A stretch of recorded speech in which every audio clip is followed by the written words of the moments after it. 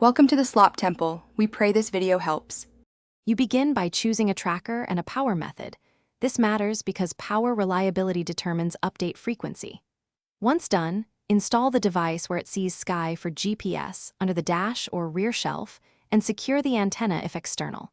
Make sure to insert an activated SIM or enable the phone's data plan, then pair the device to the manufacturer app. You'll test immediately. Drive a short route and verify reported coordinates match. This confirms hardware, power, and connectivity are working together. You now configure reporting and alerts so the system is actionable. Start by selecting an update interval. Short intervals give real-time tracking but use more data and power, whereas longer intervals preserve battery.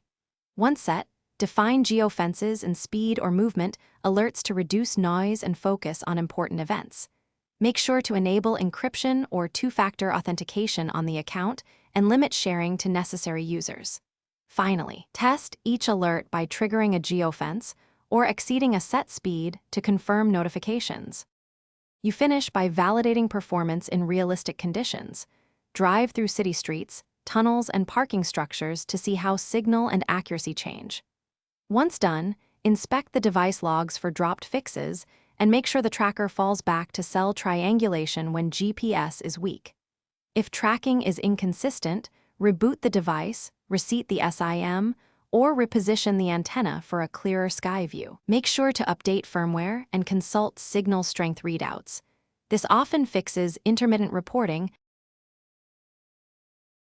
Thanks for watching. Consider subscribing if we helped you.